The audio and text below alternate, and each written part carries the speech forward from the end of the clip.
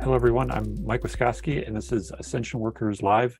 And this is a show where I'm kind of trying to interview people who are very dedicated to the path of ascension, the path of spiritual growth, the path of awakening others. And I thought a really great person to interview for the first interview, would be my friend, Chris Curran. Let me get you on the screen here, Chris. Unmute. Hi, Mike. I'm doing well. How are you doing, my brother? I'm doing good. Yeah, it's been a challenging this past year, having a baby now with not having as much time, but I feel like, I'm gradually getting back into a more consistent meditation path, and it feels like the baby itself became a meditation, of sorts, to focus on life in a different way. But yeah, we can get into meditation later, definitely.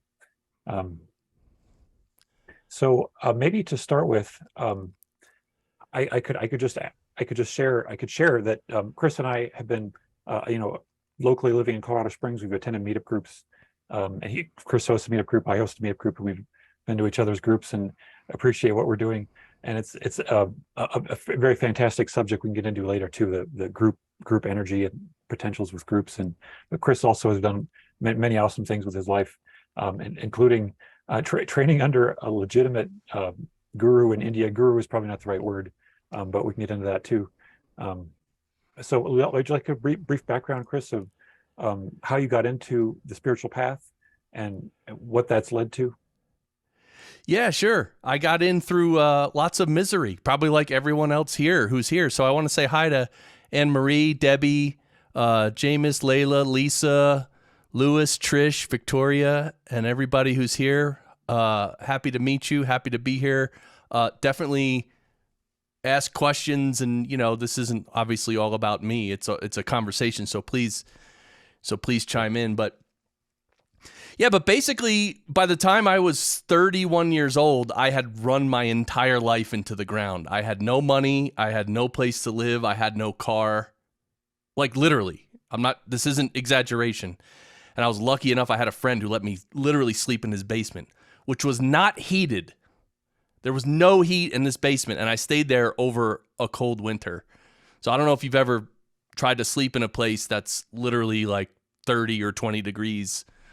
It's weird. Anyway, at that point in my life, I had this idea, and I was like, you know what? I'm smarter than this. Like, I know I'm intelligent enough to not get myself into this tragic situation. So that's when I sort of had a wake-up call for myself. Like, you know what? I have to start living properly. I have to start doing the right things. And then, so I got my act together. And part of that was beginning a meditation practice, which I did in 2003. And it just came about naturally. I wanted to start meditation, and I looked up online, and I saw that it's the different types of meditation, and I found a method called Raja Yoga, which is one of the four main branches of yoga. And Raja Yoga is it's the king of all yogas. That's what Raja means. And also it's not physical at all. It's just mental. It's just basically meditation and a cleaning process. So, and then I looked up if there was someone near me who taught this method, and there was 20 minutes away. And I called this person and I said, I'd like to start meditation. And he said, fine, come to my house. And from the moment I walked up to his house and knocked on the door and he opened the door, he said, welcome. I literally felt at home. And I'm so lucky I had a local facilitator to help me get started with meditation, because as you know, Mike, people have so many misconceptions about meditation. It's insane. And it's so much simpler than everyone thinks. So anyway, that's how I first got started. I don't want to go through my entire 20 years since then before, yeah. So, well, eventually your interest in this particular path, this led you to seek out the source of this path in India. Is that how it went? So when I met the local facilitator and I started practicing, he gave me a book, and the book was written by the master. And guru is a totally okay word. Guru just means teacher, by the way. Mm-hmm. And so I started reading about the practice. How do you do the practice? It was very simple. It still is very simple. And the master had written several books, and he gives speeches, which they transcribed into books. There's a lot of books. So I just started reading the first book that my facilitator gave me, and then I realized that there's a master or a guru, and I wasn't put off by that, but a lot of people are, right? A lot of people are like, oh, I don't need a master, and look, all it is, it's a teacher. It's somebody who knows a lot of stuff that you don't know. That's all. And a true master just wants to teach you. It's not master and slave, right? You're not signing up to be a slave. You're signing up to be a student. And what does any teacher want more than anything? They want their student to surpass them, right? Right. So but if you do find a guru who is asking you for money, who does want to control you, and who does want to whatever else, beware, because there are people like that too. But so you got to find a good teacher. That's what that's all about. So yeah. So then about a year and a half after I started, I took my first trip to India in 2004, and that was, well, as far as the spiritual practice was concerned, that was eye-opening. But even just going to India and seeing that culture was just mind-blowing. Yeah. So this guru is Charji. Is this the guy named Parthasarathi Rajo? Yeah, Parthasarathi Rajagopalachari. I found his Wikipedia here. Known as Charji. Yep. Yeah. And so the Charji was a student under Babaji, this guy. Yep. Right?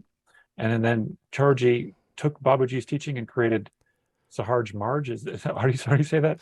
Yeah, Sahaj Marg. That was created by Babaji in 1945, as it says right there on the first couple lines.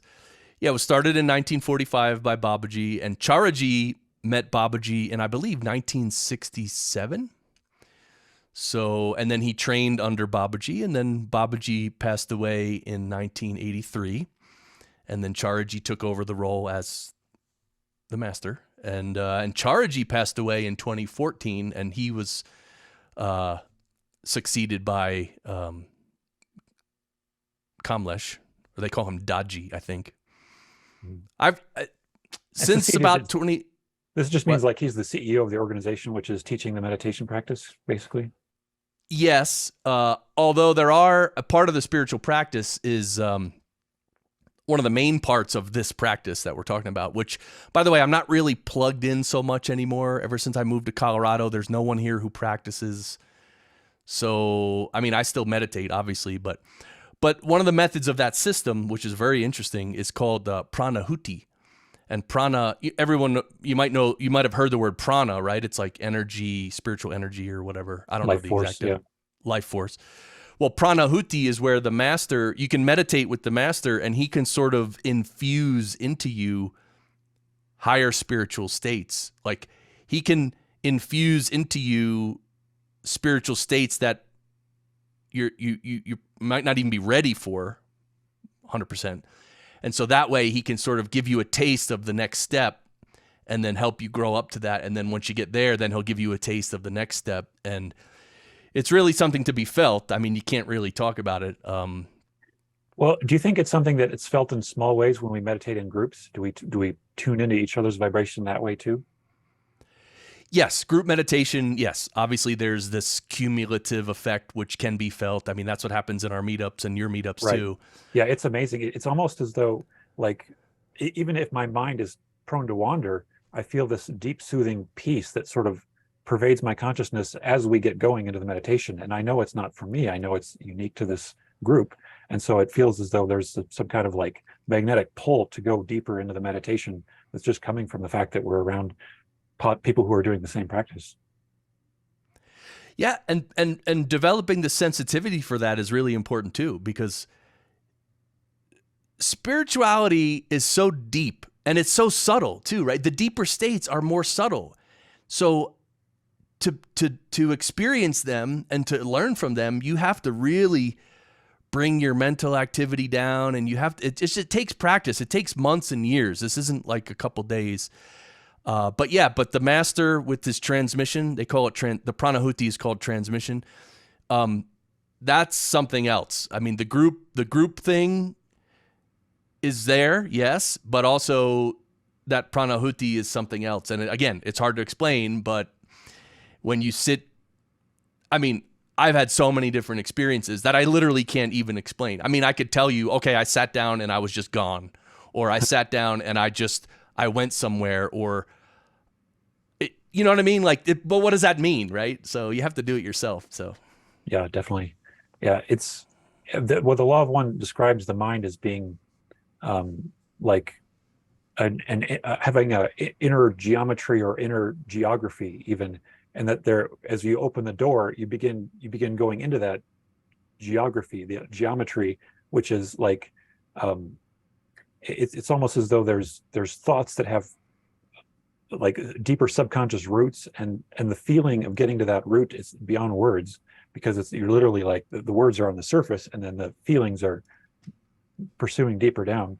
So, feeling your way into a meditation might be one description of the process, I guess, but feelings can be like even like chemical based, but then there's feelings that seem to be of the mind that are not related to the chemistry of our body, if that makes any sense. for sure. And one of the things that happens too is when you meditate, sometimes when you sit down and meditate with other people or the master, you don't feel anything too much different. But after 45 or 55 minutes and you come out of it, you open your eyes and that's when you're like, what, like, you know what I mean? Like it just, there, you're traveling somewhere, something's happening, you don't really know, but it's could be kind of pleasurable, maybe not. But then at the end, when you open your eyes and then you get that contrast, right? Of, oh, now I'm back here in this place. And so then you realize that you were in a different place, right? Yeah. I mean, it's almost as though some powerful meditations can make you like a different person even afterward, because you feel like you're losing something by exiting the meditation and trying to return to your normal life. Whereas that space of meditation would be so nice to hold on to. It's almost like painful to break away from the meditation sometimes. I feel that way in your group. In my group, it's like I don't want the meditation to end. I don't want it to end. Yeah. Yeah, and it just gives your life more perspective. I mean, when you encounter some small annoyance, if you've been meditating for months and years, something small that's annoying, okay, yeah, it's annoying, but it's just something like you get better at not giving your attention to small annoying things. So yeah, and it feels as though that's not really that's not a part of our culture. But I do wonder about the culture of India, and it seems as though people are prioritizing. Well, I don't really know if there's pros and cons to the different aspects of the culture. I don't know if the people in India have become more jaded to certain kinds of meditation practices or whatever, because it's just part of their culture so much. What was it like getting in that culture? What surprised you about their culture that is different than ours? Well, mostly the standard of live. So the most obvious is the standard of living. I mean, in the USA, we are so what would you call it? Rich, spoiled. I mean, we live like kings in this country, even if you're poor. Yeah. But over there, now some people in India have money and they live like we live in the US, but a lot of people don't. So what happens is that culture values the fundamentals more. You know, here in the US, especially today, we complain about everything, we whine, we're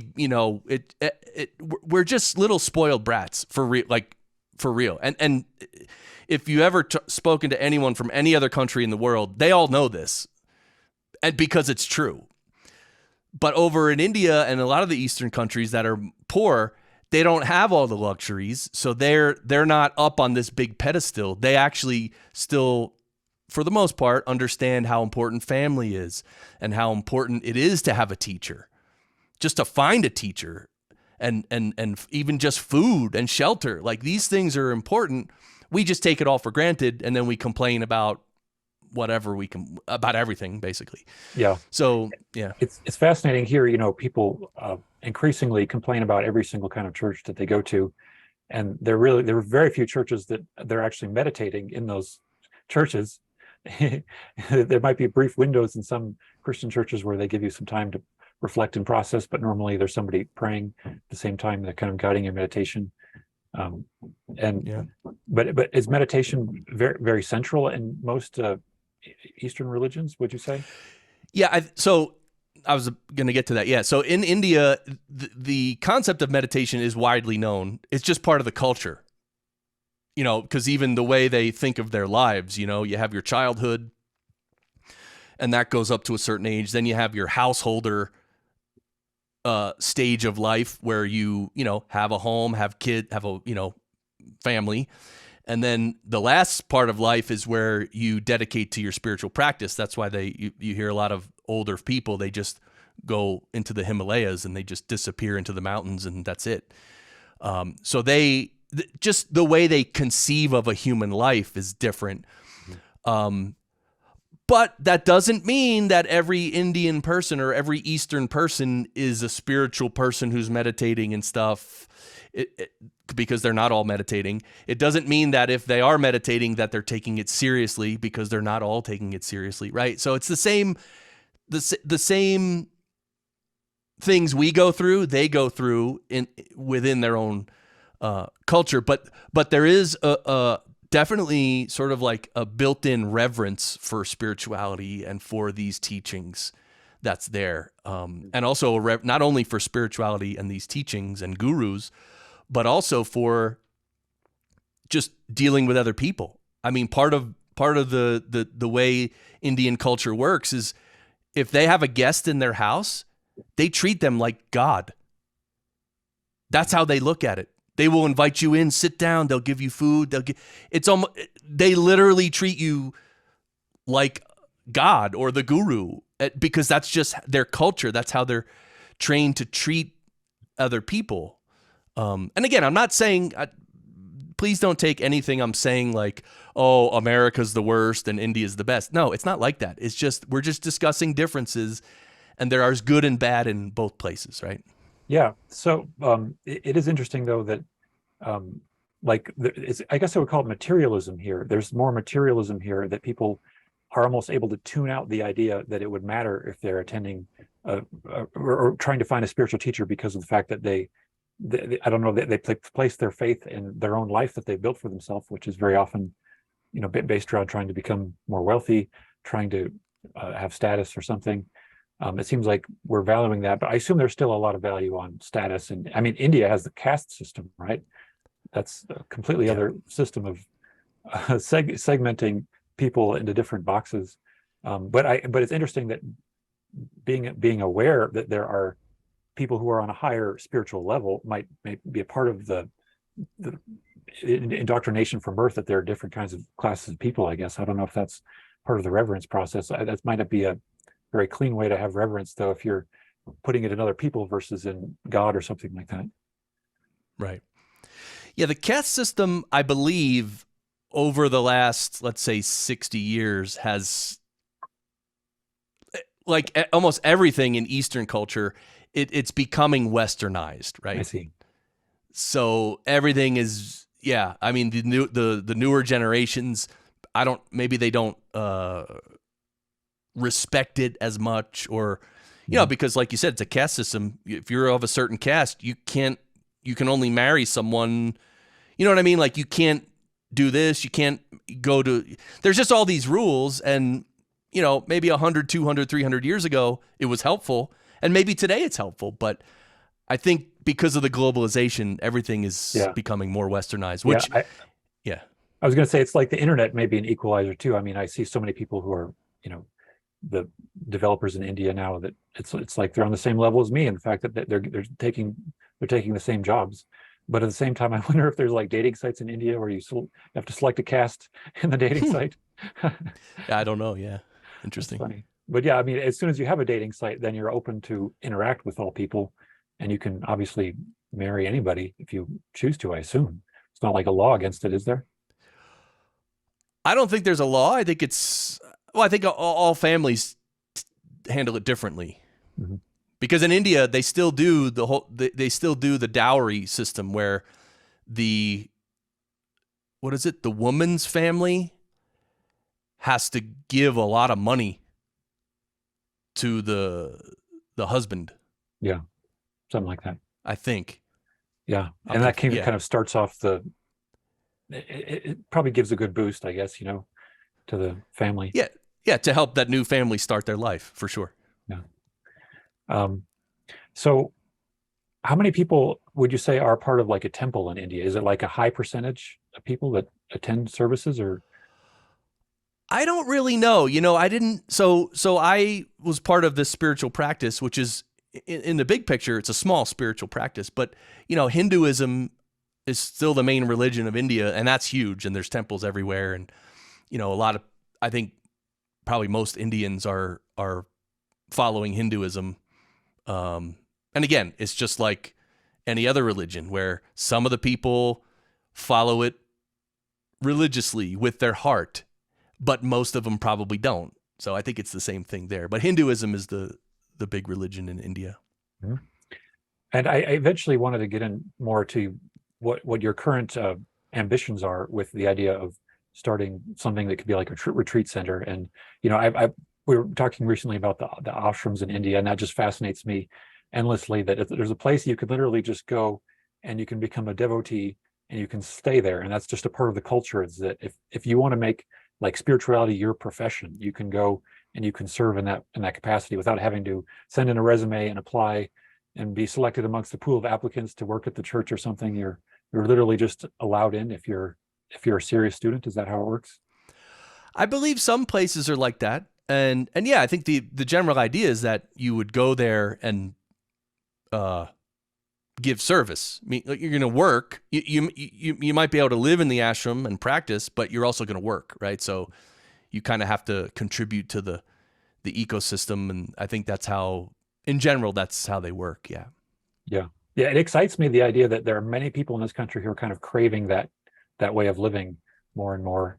I don't know if you'd call that nomadic lifestyle or something, but I know people are craving the ability to, have some kind of freedom from our seeming enslavement in our boxed in world right now, that is forcing us into conventional jobs that we're working for big companies that are becoming increasingly monopolized around their industry so that they're profiting more, and there's kind of a less of a connection to the earth and to the natural way of doing things.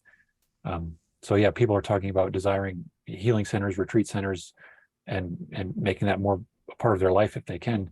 And so tell me about your ambitions. What would you like to achieve? And like, we could maybe start with how you began your ambitions for starting the Pause Your Life groups and retreats that you were doing in on the East Coast, I believe. Is that when you got back from India, you started those meetings? Yeah, well, I had been practicing for about 10 years, and I had been doing a lot of public meetings where I actually became a facilitator in the Sahaj Marg organization. So became like a local teacher, just like the guy I went to see first. I became one of those guys, which was really cool. I was able to serve that way. And of course, I didn't, there was no money involved. I didn't get paid. I was volunteering to help other people get started. And I was doing that. And sometimes we would have these public meetings where, okay, we're going to tell you what is Sahaj Marg, what is the practice, and all this stuff. And people would come to these meetings because they were slightly interested, but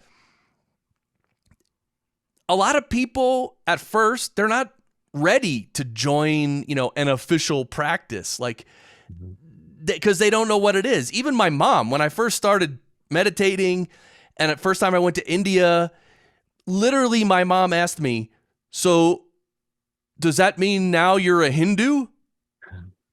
And I was like, oh, like I had to explain everything to her. But look, people don't know. And so they don't know. So anyway, the point is I was giving these public meetings and people just didn't know what to think of it. So that's when I conceived of the idea of, you know what? We should have a group that is really simple. And it's just, we're going to hit the pause button. We're going to meditate a little, and we're just going to talk about certain spiritual topics a little bit, just a little bit. And I thought that would be better for just the average person who's not ready to commit to some practice. And so we did. So in 2013, we started Pause Your Life, and we started having meetings, and it worked out. And then as soon as we got to Colorado Springs here in 2015, we started a group here, and that's where you and I met, of course, Mike. And people just love it. I mean, it's the simplest thing you can imagine, but that's what we need. We just need a break. Just need a break. Yeah, it's a great format for group meetings, and I can encourage people to maybe contact you and get more details if they'd like to host their own Pause Your Life group or something very similar, because it's kind of a perfect template, and it basically starts with the introduction, and then pretty soon we do the universe exercise where box. we release our burdens. You want to describe that?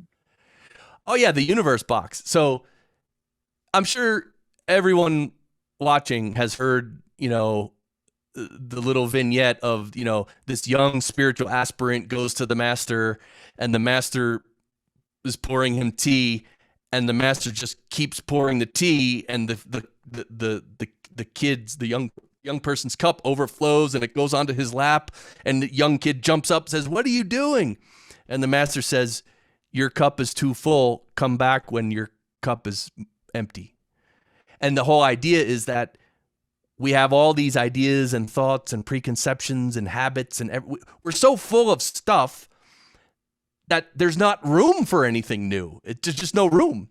So the first thing in spirituality is to release things, become empty, let it go. And again, this is also a practice. It doesn't just happen in 1 second.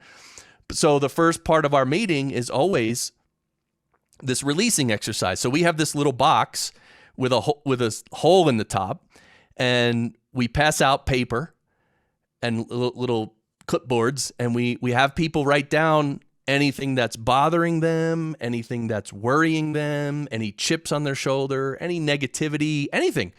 And you just write. You don't think about it. You just write for maybe 3-4 minutes. And then we take turns depositing our pieces of paper into the universe box. And the idea is that, at least for the duration of our meeting, you're handing over all this stuff to the universe to take care of, meaning you don't have to take care of it anymore. You don't have to worry about it.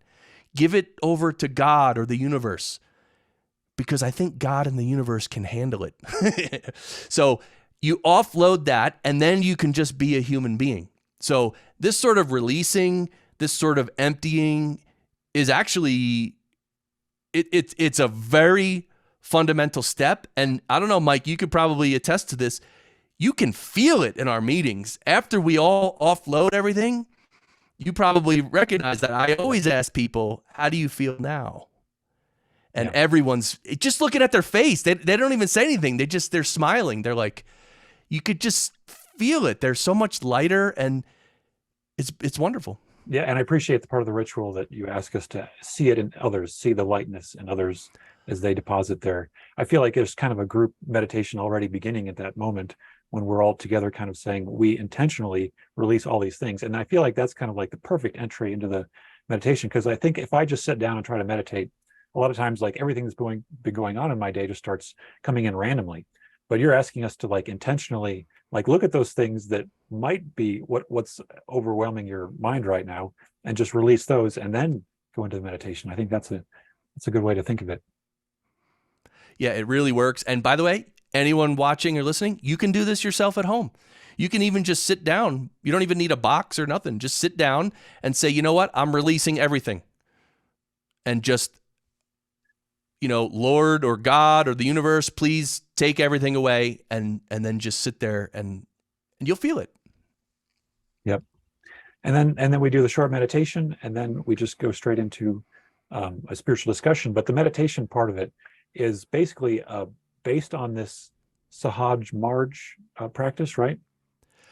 Pretty much, yeah. So we named it lightness meditation, but it is a very similar method of meditation, and really, it's just simply you sit comfortably, and obviously close your eyes, and you imagine that there's a divine lightness in your heart. And you don't need to see the light. It's not like a physical thing you need to see, but you just have the idea that there's divine light in my heart, and then you let go. And letting go is important because meditation is a passive activity. You're not actually doing anything. This is one of the things people don't understand. It's because initially it's not easy to be passive. Like, because people sit there like, what am I supposed to do? Tell me what to do. I'll do it. But it's like, no, don't do anything. And they're like, well, what do I do? So being passive is it's such a big part of meditation. And then you just passive. And if you have some thoughts, just, okay, fine. Let them drift by. Don't worry about it. Thoughts are just normal. They're just happening. Who cares? And you just let the thoughts go, and, you ignore them basically. And then more thoughts might come. Fine. You just keep ignoring them. So one of the ways to think about meditation is the practice of ignoring thoughts. And so, but if you ignore enough thoughts, what happens is all these thoughts are coming out of you. And so after a while, there's not much left inside you. You're much clearer or cleaner. And then you're going to meditate. Then when you're meditating, you have fewer thoughts, and then fewer thoughts. And then the gap between thoughts starts becoming 1 second or 3 seconds or 5 seconds. And then that's when you start to, that's when actual meditation begins. And so it's a really simple method. But you just have to be passive. You have to ignore your thoughts. And you also have to, one thing I can't stand is when people say, oh, I'm not able to meditate. I've tried it. I can't do it. You're wrong, because you can meditate. You are meditating, because the reason they think they can't meditate is because they're having thoughts. But thoughts are normal. Who said thoughts are bad? Whoever told you that you had to be thoughtless during meditation? Seriously, whoever told us that? Anyone? Anyone? No one. It's meditation is a practice. It's almost like lifting weights. It's not the end goal. It's a practice like lifting weights that helps us become what we need to become so that we can keep walking the path. Yeah. And we could get into more of the mechanics of this, because I know that like the Law of One books talk about coming back to the new mind as being the core archetype of consciousness is the mind which has no biases and has no attachments. And this is like the heart of the magician, what they call the magician archetype. So it's as though all of the seeking, everything that we're doing originally started with basically an empty mind. And it's like coming back to the empty mind is kind of like the hardest thing to do, but it's also like the source of creating something new from the present moment. Because I feel like, for me, saying that I have to ignore my thoughts can become like a war with myself. If I really want to hold on to something for some reason, like I need to understand how I feel about this. I need to process this energy. I need to go through these things. And sometimes that can be productive if I'm doing it very deliberately. That's like contemplation. I'm deliberately getting into the thoughts, which maybe can resolve themselves. But at the same time, I also know that there is no freedom if I'm stuck in the past, if I'm stuck in something or the future. Usually these thoughts that I'm holding on to will relate to the past or the future, and I'm not realizing the present moment is the moment of infinite potential. If I allow other things to go and I create the level playing field for my mind to kind of choose a new energy, a new path. And I feel like this practice of just focusing on the heart alone, can free us. If we unblock our hearts, we're free to love the universe and have gratitude instead of being stuck in a lack of gratitude that would, like the lower chakra energies. Right. Were chakras ever? I mean, this may be a side note, but were chakras ever a part of the teachings that you received? What Babaji said is, yes, the chakras are there, but he said the heart chakra actually encompasses all the other chakras. So the heart, his teaching is that the heart is the connection to divinity. It's not the mind, it's not the body, it's not the third eye, it's the heart. Because the heart is the only thing you can't live without. We can take your brain out of your skull and you'll still be living. We can cut off your arms, your legs, we can do a lot of things to you. But one thing you can't live without is your heart. And so the heart is the connection to divinity. That's like the I was going to say fractal, but that might take some explanation. But the point is, it's all about the heart. That's why we meditate on the heart, because when you meditate on the heart, it takes care of all the other chakras by doing that. So, and plus the heart is, even in our own lives, we know the heart is so important. I mean, when you have a family or your parents or whoever loves you, I mean, do you love them because they're intelligent or because you ask them a math problem and they give you the correct answer? No, you love them because of their heart. You can feel the heart. Same with your wife or your husband or whoever. It's the heart. Life is all about the heart. And so in the West especially, but all over the globe, we're letting our intellect and our mind have too much power, and it's messing things up. It's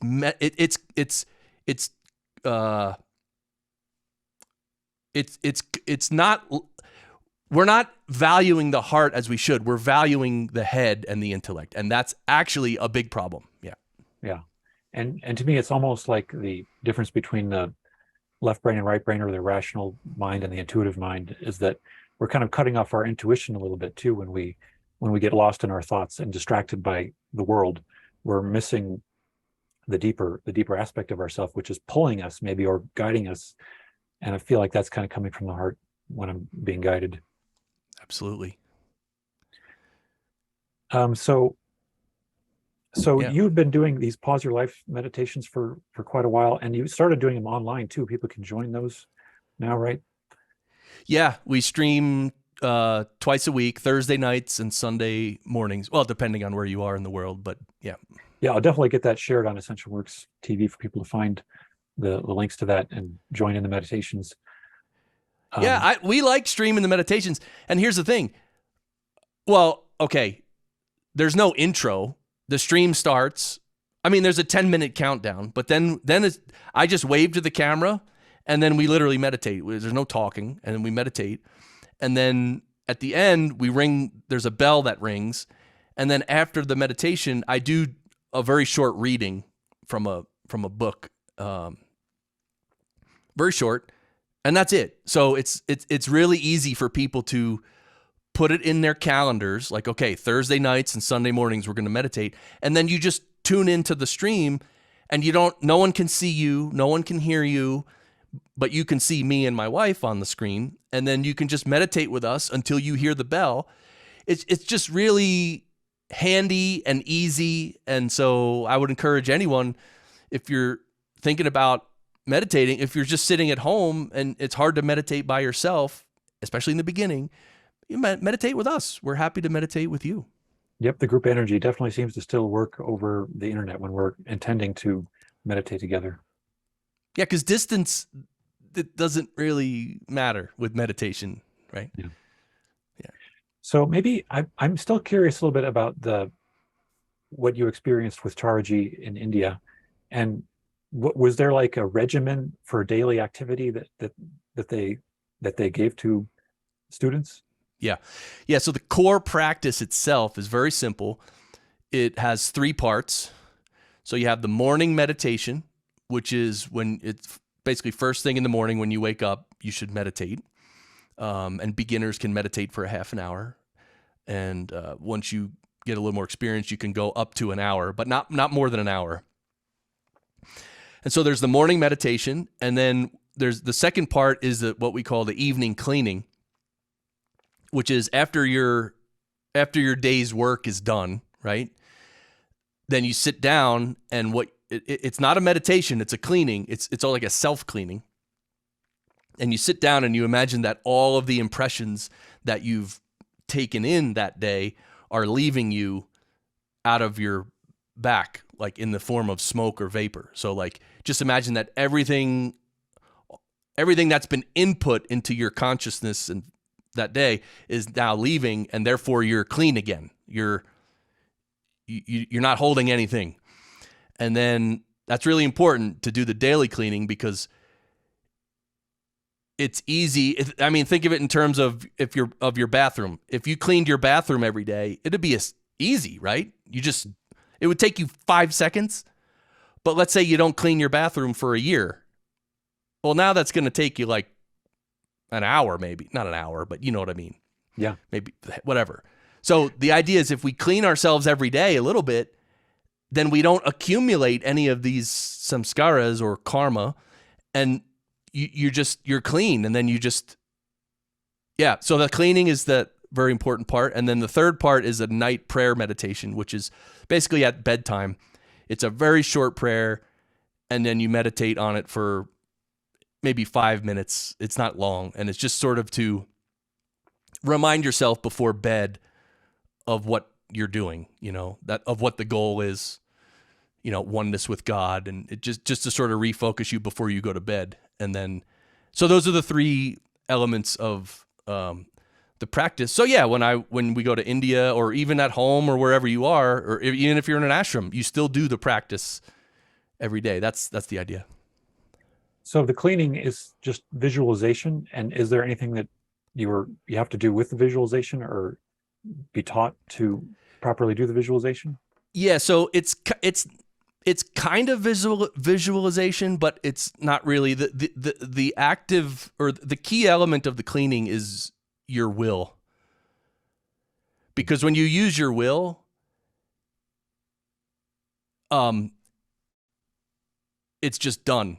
So if you start the cleaning and you say, okay, all of my day's impressions are leaving me, and in their place, the sacred current of the divine is filling my heart. If you have that thought with 100% of your will behind it, it's done. It's already done. And then you just got to sit there and let it go. So the will is important. And it's different than willpower. Like, oh, I want to lose 10 pounds, but ooh, there's a cookie. Oh, I'm going to eat the cookie. Oh, I didn't have the willpower to stick to my diet. Oh, oops. It's not that kind of will. That's a weak will. But will itself is an amazing spiritual power that we all have. But most of us, our will is very weak. So when you start, you can sort of develop that will, and it works. I mean, when you think that, okay, the cleaning's done, it's actually done. And then you just got to sit there for 20 minutes, let it happen. But it's already done. Yeah. So it is like the belief is going deeper and deeper into your mind, I suppose, the understanding or awareness. And do you think does it get better over time as just your awareness of yourself increases? Does your awareness of your own energies that you're holding on to increase as you do this practice more? Yeah, it does. And with the meditation and the cleaning, though, everything becomes more clear and simple. So it's not like something you have to argue with yourself about. Like, oh, did I use enough willpower? I don't know. Did I do like that chatter and that doubt? It goes away. So I mean, Babaji, his famous quote is, "Doubt poisons the will." So you can't have any doubt. Like when I got married, for instance. When I got married, I said, this is going to be my wife. That's it. Done. I'm going to be, that's it. It's over. It's done. I'm not going to 6 months later, oh, is this marriage going well? Should I leave? No, it was done. Done for life. Done. And it was really done. And it's still done.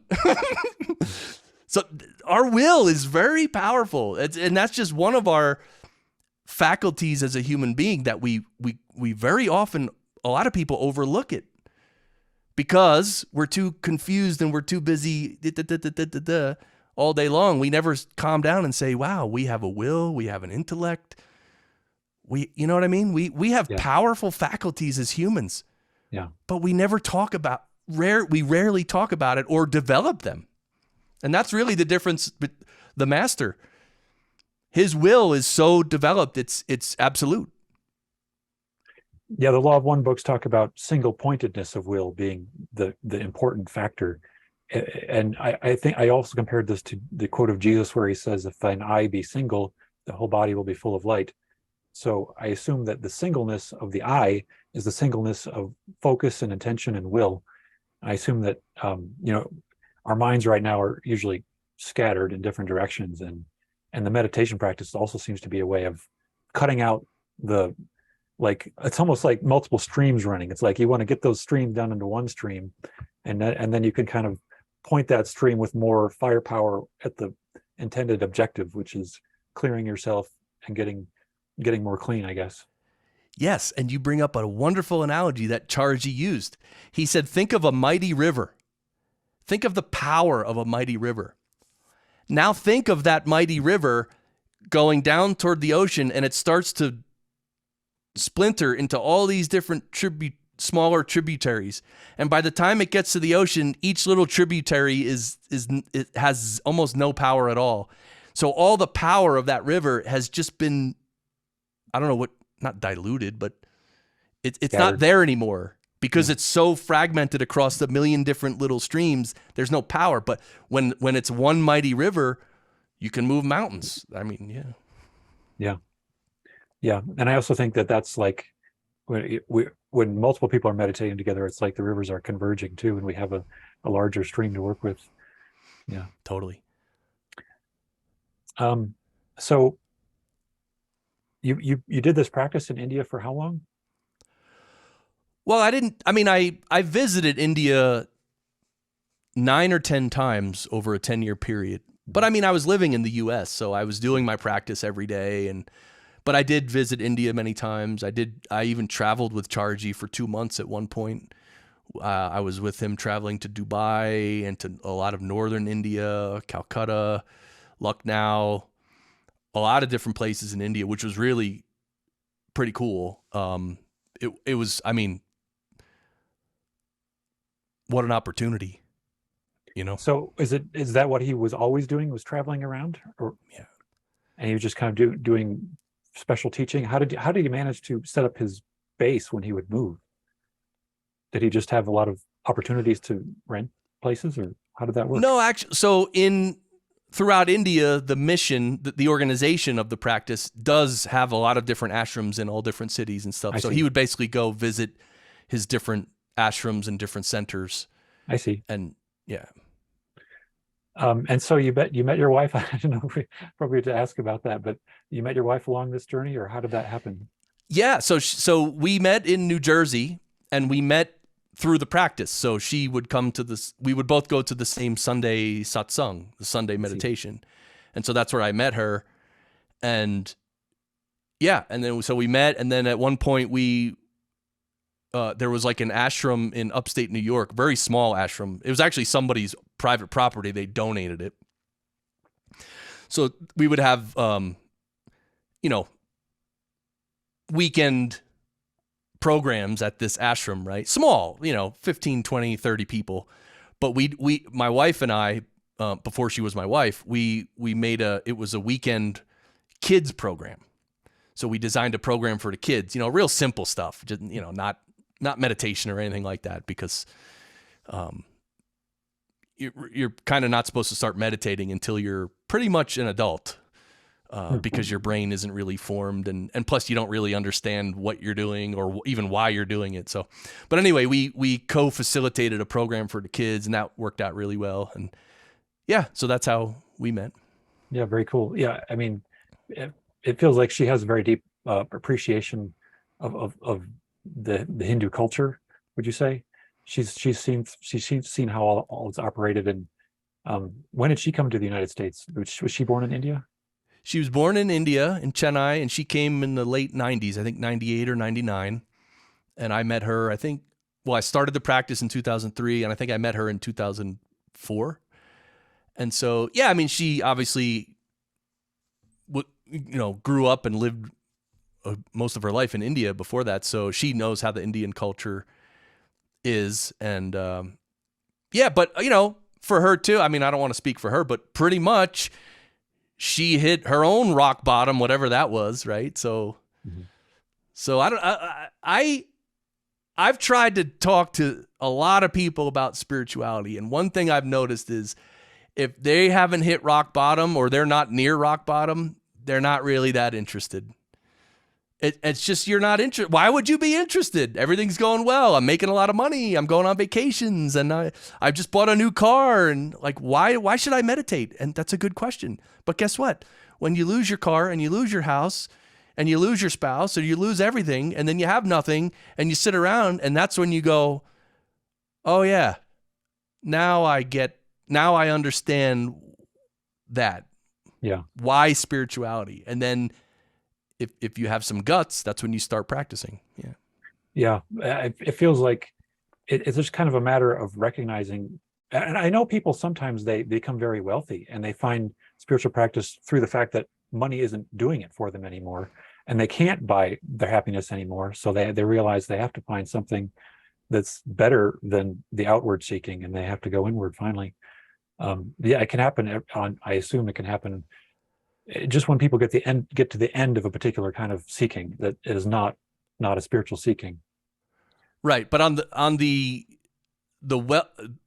the wealthy people side, though, don't forget what Jesus said. It's what did he say? It's Harder for camel to get through the eye of a needle than for a rich man to get into the kingdom of heaven. Something like that. That's it. Yeah. That's it. Because if you have all that money, you just keep distracting yourself. You're like, oh, the reason I'm not happy is because I don't own that new car. So I'm going to get the car, then I'm going to be happy and divine. And then you get the car and you drive around for 45 minutes and you park the car and you walk in the house and you're like, all right, what now? So yeah. It's just an endless. Yeah. And it happens with relationships too. I know some people feel like they just need the perfect partner. They just haven't found that perfect partner yet.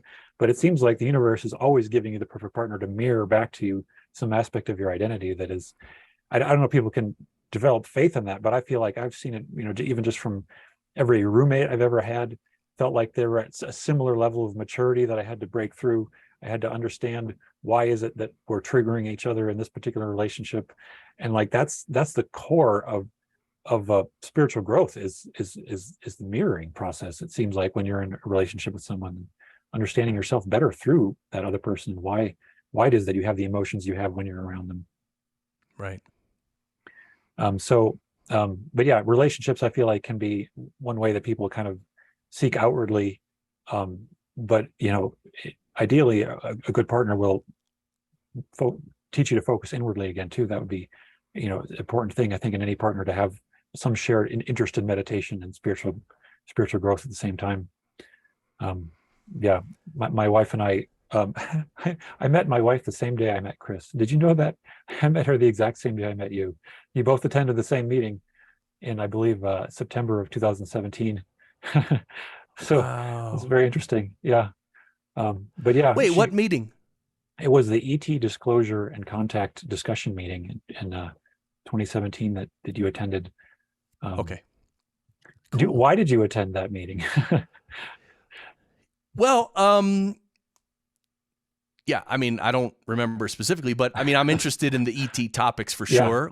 I back in the early 90s, even before I started meditation and spiritual practice, in fact, I think I was 19. I was working at TCBY, and I don't know how, but I came across the book Communion by Whitley Strieber.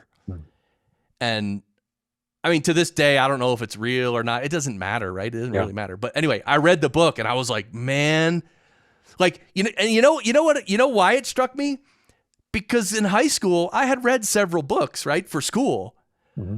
But this was the first book I read, and then the light bulb went off. I was like, this is why people read books. Because you're interested, you want that information. Like, it's not because a teacher's telling you have to, like, you want it. And so that was like a light bulb, and then it just went from there. I got into Secrets of Power. What's that guy's name? He was working with the government when they were doing remote viewing. I forget his name. He wrote a bunch of books. Ingo Swann.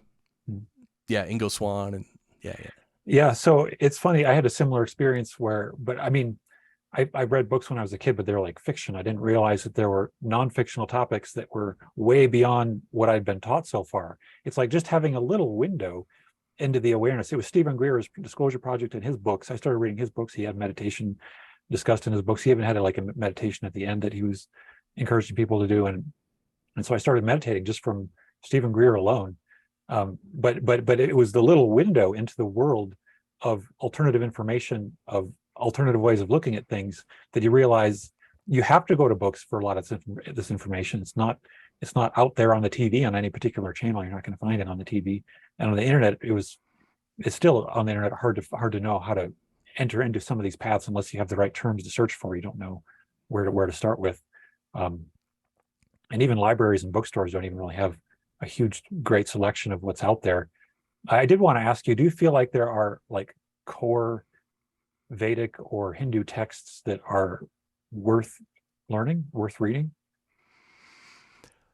Probably the one I most recommend is because it's the one that Charaji most recommended. He said out of all the Indian literature, he said the Bhagavad Gita is the most, by far, the most spiritual text because it covers that exact conundrum that we're all in.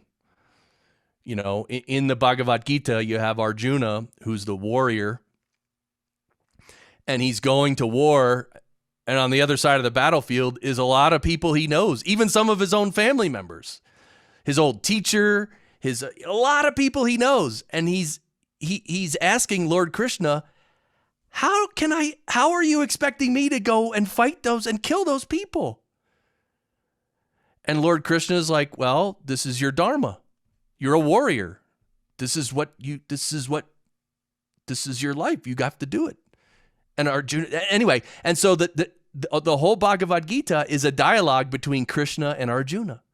And Krishna keeps giving him deeper secrets to the universe and why he should do it, and or not exactly why he should do it, but he walks him through all these concepts, and it's fascinating. And the reason I love it so much is because it's also very practical. I mean, there's certain things in life you don't want to do, but you kind of have to, or you think you have to, but then maybe you have to, but then you're trying to get out of it. And it's like, well, should you get out of it?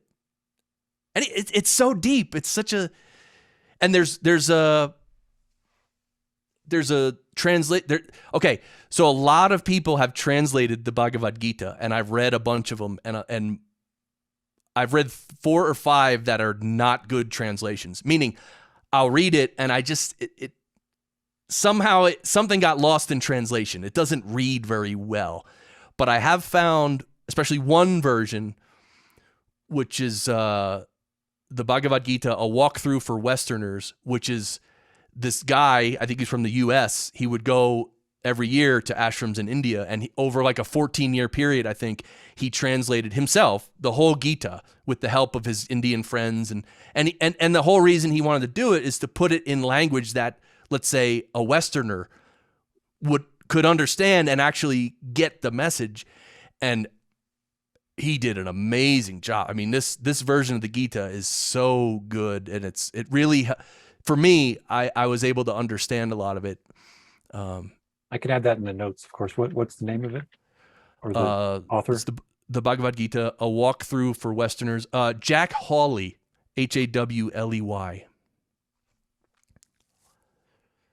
Yeah, I'll put that in the notes below. Yeah, that sounds great. I mean, it was blowing my mind when I first was listening to it on audiobook. It's like, that's in their religion? How can it's like, I thought I had to go to the metaphysics section to hear about those concepts, reincarnation and everything. I don't know how much they have a thorough appreciation of the metaphysical laws, it seems, and that there's actually, just in the same way that there's physical laws, there's metaphysical laws that shape our reality, and certainly, I know there's many different traditions of beliefs around reincarnation, and some people think it's even a distraction to focus on because of the importance of focusing on the present moment and not getting lost in the idea of identity being outside of yourself. It's the core inner identity that seems to make the difference. But I think also that just the awareness of what's really important can show you why something like fighting a war is really just an outward illusion. It's another layer of illusion that we become attached to. And we become attached to the bodies, the physical forms, the manifestations. It's like a stage. Everyone's a player on the stage, and it's like each person is like a finger that is attached to the hand, and we're playing out different roles for different reasons. And we give ourselves very clear roles and responsibilities. We take on the role of a parent or the role of having a particular job, and we accept and we honor these roles. These are not like things that have to be seen as bad because we've attached ourselves to them. It's like the attachments are part of our way through life to some degree, but the inner self is what we have to keep as liberated from the attachments, right? Yeah.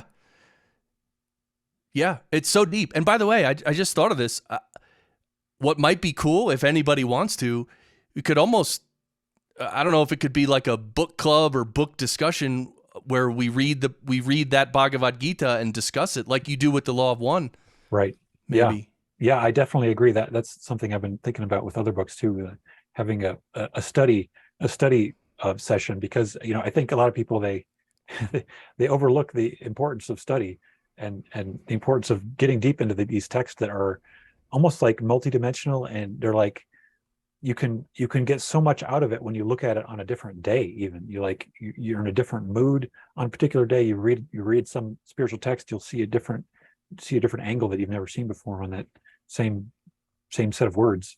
So that's what makes the translation process so important, is that you have to kind of capture some of the mystery in the meanings, I guess. Yeah, and one thing when I read texts like this, because some people will read the Gita and they'll come across a concept that is so foreign to us as Westerners, and they just dismiss it. Whereas I kind of think to myself, meaning I accept the fact that I have no idea what this means, or I accept the fact that on the surface, I do not agree with that, but then I don't just dismiss it and say, I know better. I try to look into it and see, what am I missing? Because there's a reason it's in the Gita, for instance. There's a reason this is being said, and it's my ignorance. That's why I don't understand it. It's not the book that's wrong, right? It's me. It's I need to learn. So I take it as an opportunity to figure it out.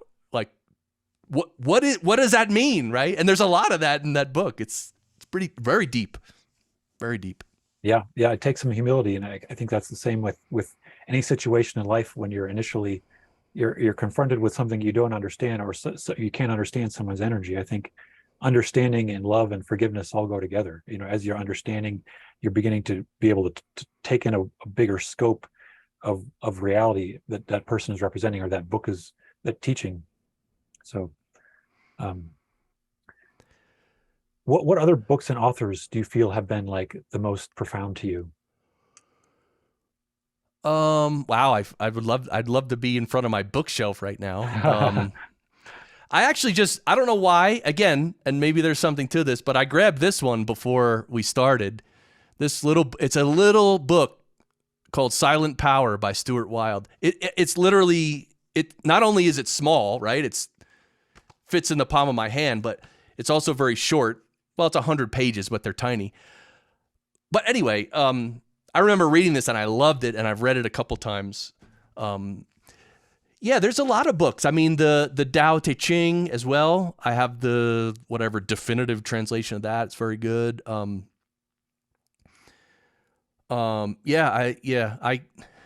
Maybe I could prepare. I could share. I love the Course in Miracles and the Law of One books, of course, and the Course in Miracles I keep coming back to. It's like that seems to be one of the more intricate and deep philosophy teachings that originally kind of, I know I was only getting like 10% out of it when I was reading it the first time back like 10 years ago, but as I read it now, it's like everything is just clicking in this way that it's like a otherworldly intelligence that it's hard to even put words on how they phrase things. I've never heard a Course in Miracles teacher kind of phrase things the exact same way without quoting it, because it's almost like it's reversing thinking from being like a lot of times we think of like forgiveness and openness as being like a weakness, and our society is teaching us strength is like control, strength is control, but flipping things on its head kind of reveals the exact opposite is the truth. That if you want to gain and strength in this world, you have to gain in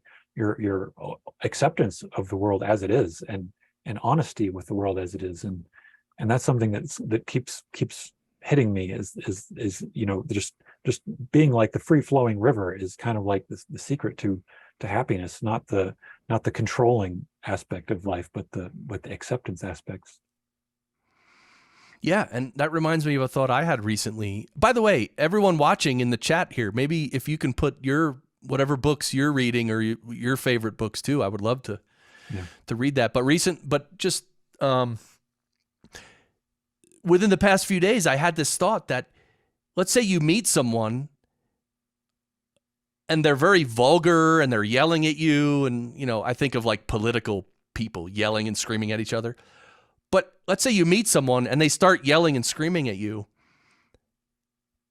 And this is for me, but this is just my thought so I can improve myself. But I would love to be able to look at that person and experience that person, and 95% of what I feel about that person should be that they're a divine being, there's love in their heart, and what a chance to be alive in the in the physical world, to be born as a human being, and love and respect. And then the 5% is like the annoying political thing they said. So what I'm saying is I'm still learning, and I'm trying to accept people to that degree. I mean, almost like a saint would, right? But because that's what that's how I want to take people, because that's what I really think they are. It's just a habit for me to get upset or to argue back, right? It's just a bad habit. So I'm trying to clean, I'm not trying, I'm just, whatever, you know what I mean? Yep. They call it an exercise in the Law of One books to see other selves as the creator, see the self as the creator, see other selves as the creator. It's an exercise. It's a habit. It's a practice you have to work on. And it's also like it's a long journey also when you see something other than the infinite creator. When you see someone else, we're seeing limitation on all the different levels that person is representing to us and mirroring back to us, but getting to the core of it, it's a long journey. And I see it as the same thing as opening the heart and accessing higher intelligence. The Law of One says that the heart is the springboard to infinite intelligence. So it's like we're using that foundation of a willingness to be open-hearted as a way to perceive the intelligence of God through that experience, I think. So yeah, it's definitely important to make that a discipline, I think. Right. Trish says The Book of Light by Daniel Prock. The Book of Light. I haven't heard of that one. Me neither. All right. Oh, and Victoria. Which one? Michael DeMar. Oh, Theoba Prophecy, The Golden Planet. Yeah, I think it's called Tiuba. Oh, something like that. Yeah, that's very interesting too. I have to dig into that one a little bit more, because that was one of the most fantastic stories of a contactee going off to another planet and having incredible experiences of teaching. And the number of fascinating books out there is just incredible. What people have experienced that you don't hear about unless you digging really deep into some of these subjects. So what is it that you're trying to achieve in your lifetime now? Do you have a plan, or do you just trusting the universe right now? Well, so I'll give you my ultimate future vision is to have a large area of land and to have a retreat center, and maybe even more than a retreat center. I don't know, but to have a large piece of land where people can come and have a retreat, disconnect from society and all that. And then also on that land, also be more self-sufficient, right? Because if the S hits the fan, you need water, you need food, and right. So anyway, that's like my dream and my vision. I don't know how to make that happen. And I'm not typically like some people who want to achieve big goals. They just become so single focused and they just talk to everyone about it. And they ask people like if let's say I need $20 million to buy this land and build this thing. If I was like a robot, I learned this from a great sales trainer. If I was like a robot, I could just go around saying, can you please give me $20 million for this retreat center? No? Okay. Can you please give me $20 million? Can you please give me $20 million? Like if you ask enough people, eventually someone's going to say yes. But here's the thing. That's not really my personality. Like to go, I'm not like, that's not me. I'm more of an engineer, right? I'm an audio engineer. I'm a little technical geek kind of a thing. Like you know what I mean? That's my thing. So anyway, that's my I've had a hard time asking for money too for things, but I know that like as I get more active in helping people, it's like we're forming connections, and I know there's people who are talking about this vision, this kind of goal to get more kind of sustainable communities built up in many different ways. So it seems like an inevitability that we're all kind of moving in these sorts of directions, that we're going to work together more to make these things happen. Because right now, I don't know what could happen on this planet, but it feels like people are still going in the wrong direction to a large degree in terms of the chaos and the lack of peace. I guess maybe peace is a good benchmark to say society might be going in the wrong direction right now, and we want to find more peace and not less peace through our building up of our ambitions, I guess. So I want to add one thing. One of the things, like that's my dream, to have a lot of land in a retreat center. And that's great. But on the other hand, spiritually speaking, I can't be tied to that dream. Right. Because I have to be okay if that dream never happens. Because this is just the physical world, and it's okay, it's a good thought, it's a good dream, but okay, if it doesn't happen, is that bad? No. It just is what it is. So that's the weird thing about like people who are very worldly and ambitious and they're go-getters. They can get stuff done, which is great. But if people like us, or, you know, people trying to learn to be more in the oneness and spiritual, whatever you want to call it, like, does it really matter? Does it really matter if I get the retreat center or not? You know what I mean? And in the big picture, no, it doesn't matter. So it's kind of a weird place to be in. Like, this would be great, but it's not necessary. So that's why I've been a little apprehensive to like make it my official goal and to go talk to people. Like, I don't know. Yeah, goals are an interesting, dichotomy. Or it's like, I definitely have felt sometimes goals are helpful to set a deadline, but then if I make the deadlines too important, then I become stressed out about the deadlines, and they kind of overtake my state of peace completely. Even though, you know, I can make them in all the best intentions, they can be completely taking me in the wrong direction by the time they get close, you know. Thanks, Debbie. What did she say? She said she not being attached to the outcome. Yeah. Yeah. So you have done retreats already, though. You've started hosting retreats in the past for groups. Yeah, we've done 3 or 4 weekend retreats, which is great. Yeah, they've been really good. It's almost like a version of our meetup, but over a whole weekend. And yeah, they've been good. But it's hard, you know, because it costs money, and then I don't know. Yeah, maybe it's worth experimenting more with groups here in Colorado. I think I have an intention to help other people get started with different kinds of retreats, and now there's an interesting potentials that I have to be careful what I say, but it's fascinating that now, as of last November, we have legalized psilocybin, we have legalized mescaline, we have legalized DMT for personal use and sharing and growing the plants. It's weird to have plants that are illegal to grow and to share. That's just a strange world we live in, I guess. But now there's kind of a natural liberation. I think people are ready for kind of getting back to nature, and the plants are seen as a medicine in the shamanic cultures that people are increasingly I'm finding people, that have the story of going down to South America and getting some shamanic training. And I know even that's kind of become a weird industry and business with around ayahuasca.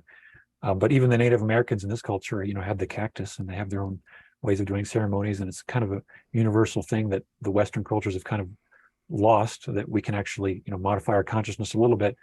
And in my mind, it, helps you, just like meditation. A psychedelic can almost be like a forced meditation to look a little bit deeper into the subconscious mind and clean up some of the junk that you didn't know was you were holding on to, even though you're, every day, where it's like a heavy weight we're carrying on to sometimes with some of the baggage, and we just don't notice until we do have some kind of retreat or way to get away from that baggage for a time to look at it from a different angle. And I suppose even sometimes it's like when people get into a serious car accident or something and they're in the hospital, even that is like a little bit of a retreat for them, that they have to take a meditation and look at things differently, as long as they're not on too many pharmaceuticals, I guess. Yeah. Yeah. Yeah. Some people say that even when people get sick, that's nature's way of saying, no, sit down. You're not going anywhere for 3-4 days. Just sit down, lay down. That's like nature's way of putting on the brakes and saying, stop. Right. Very interesting. Yep. Pause your life. So Trish is impatiently waiting for spring to plant. Yeah. My wife's upstairs doing like plant. She has the little seedlings of, what did she say? I think it was onions or something. She has these grow lamps inside the house, little stuff to get ready to plant. So it's really nice. She really loves that. I love it too, but I mean, I help a little, but she does most of it. But yeah. Yeah. People can feel free to ask questions now. I think we've gone a little over an hour here. So anyone wants to jump into the conversation more, we can get more ideas and feedback here for continuing the discussions. And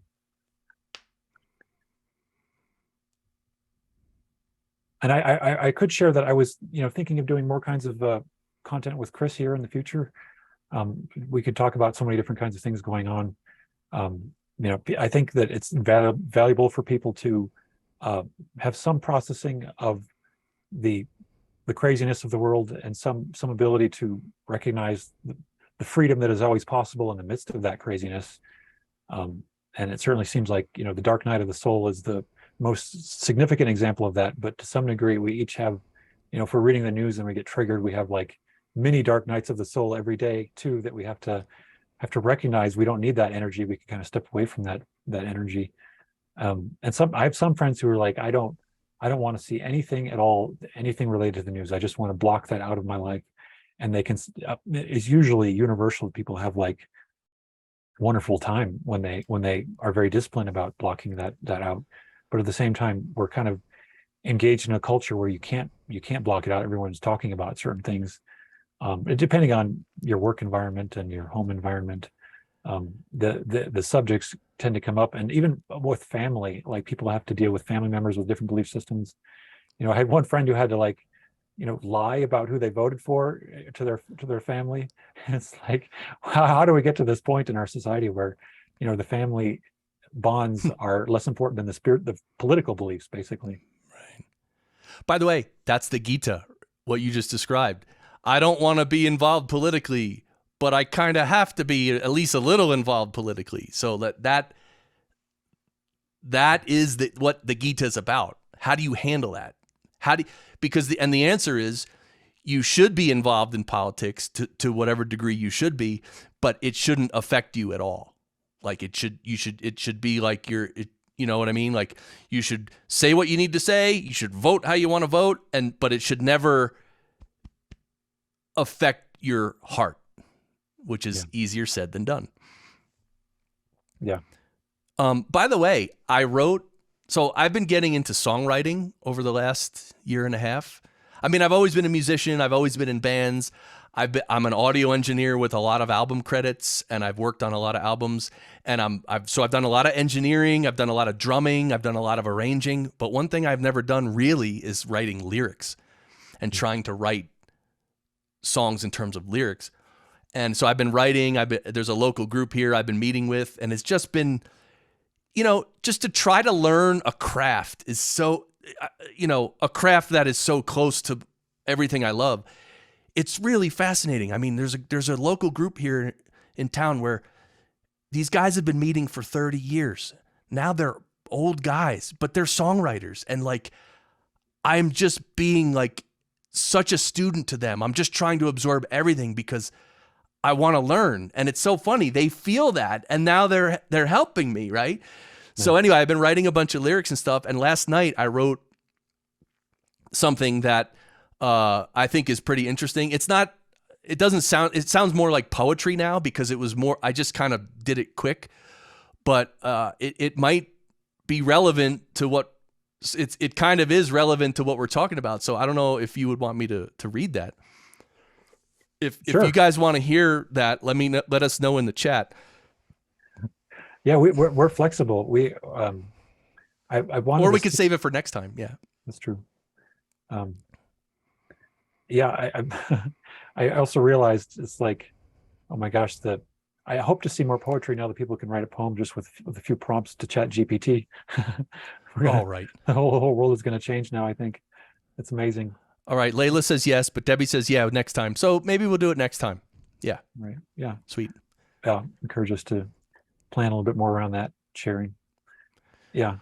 I've benefited from many kinds of songs, Christian songs, and other creative songs. It's kind of like music has a way of putting you in an altered state on its own, and I suppose that can be useful and also unhelpful if people are stuck in a state that they can't get out of, and that music is reinforcing that state. I don't know if that's happening at all, but there's so many great kinds of peaceful music to get people into a better state. Right. I've wondered since I was a kid about the effect of rock music and rap music, and it's like, is there different kinds of music that is putting people in an aggressive state? I don't know if aggression is the right word for it, though, but maybe to some degree, I feel like when you become experiencing that aggressive state that the song is representing, it's almost like you're working through that energy, and it's no longer something that you're bothered by anymore. It's like you become immune to it in some way. You're immunized to the energy of the song once you've heard it enough times, I guess. Interesting. Yeah, because when I was a teenager, I was really into like heavy music, like heavy metal.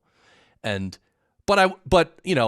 I was never like a murderer or a serial killer, like, you know what I mean? But so that what you just said makes sense. It's like it's an energy that you sort of have to work through, but it doesn't mean that it doesn't mean you have to use it the wrong way or the right way, but so you kind of have a choice. Yeah.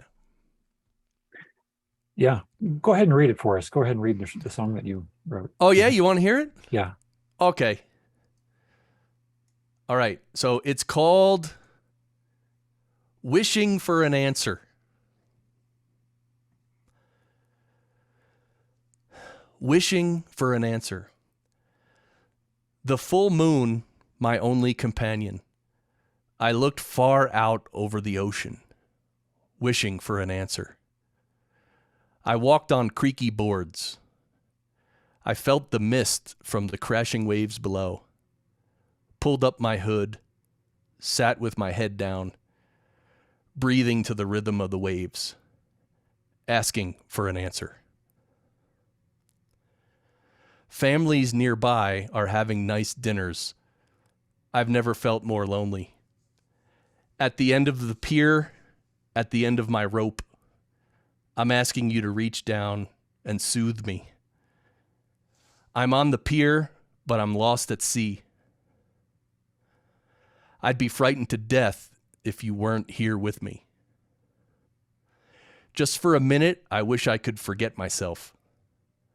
Thankfully, this night has allowed me to be alone with you and your steady heartbeat. A big ship far offshore. A shooting star intrigues me more. Perfect time to wish for an answer. The future is shrouded in darkness, but you promise to light my every step. Each day going forward.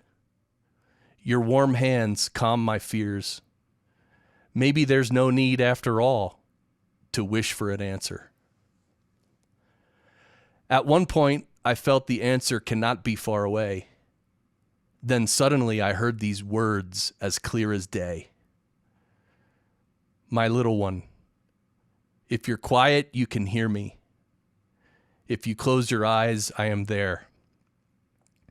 Whenever you're alone, I will find you. Anytime, anywhere.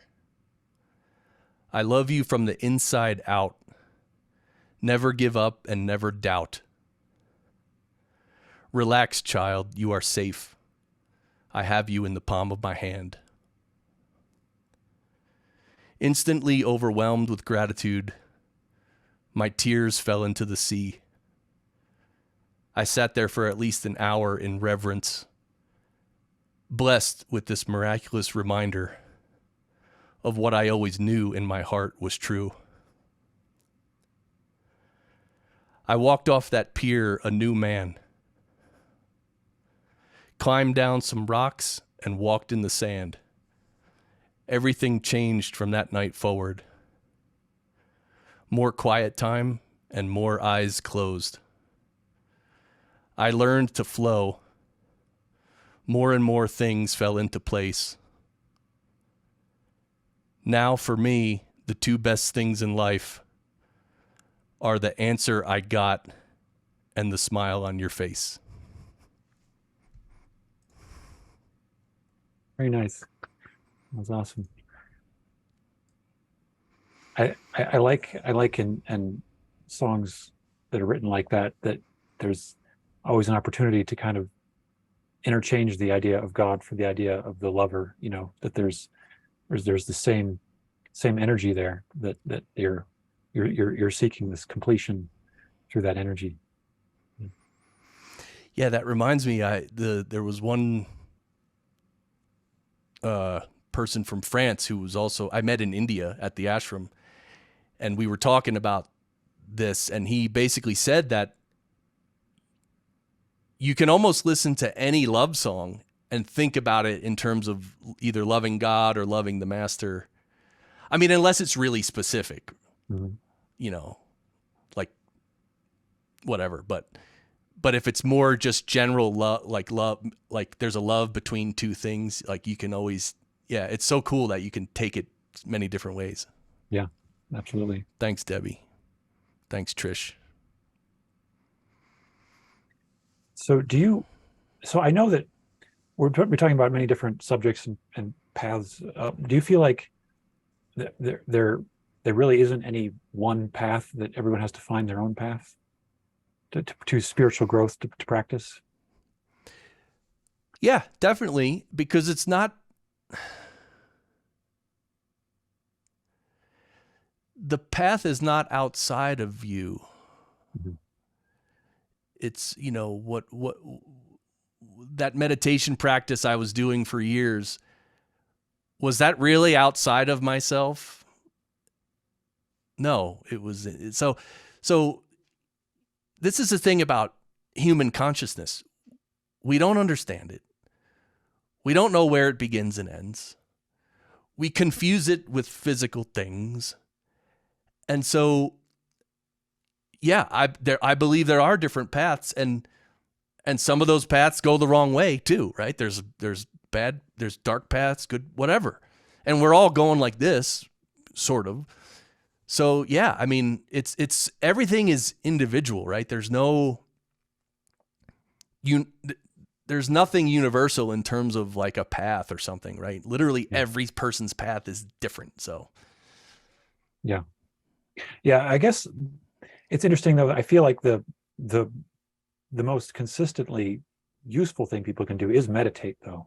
So it's almost like, finding some path that includes meditation is the easier way to navigate this world, because without meditation, it's like you're just piling on all of the junk more and more without working back down through it more to the core of what would be the simpler path, which is directly accessing God within you, or accessing the inner voice or something like that. Yeah, meditation is just very fundamental. However, take me when I was, I don't know, 27 or 23, I had to keep going down to hit the bottom. So if you told me to meditate when I was 25, I wasn't going to do it because I had to go down, right? Yep. And only after I went down, then I can come up and meditation can help. It's very interesting. Yeah.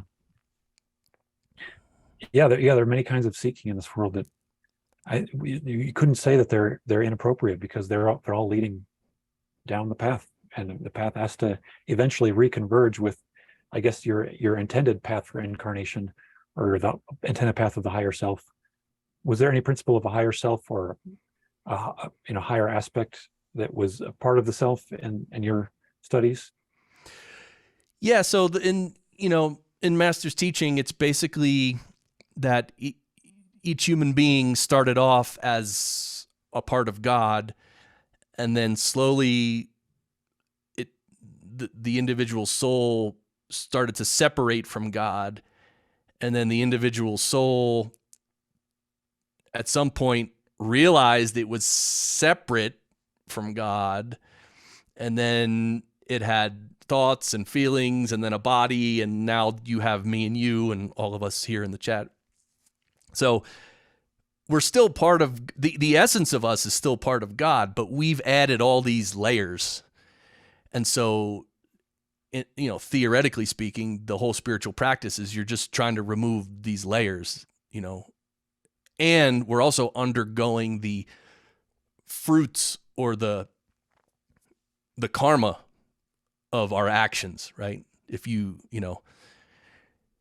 drank a bottle of Jack Daniels right now in about 15 minutes, we know what's going to happen. Why? Because that's what happens. It's cause and effect. It's very simple. So each of us in our past, we've had a lot of causes that caused me to be here.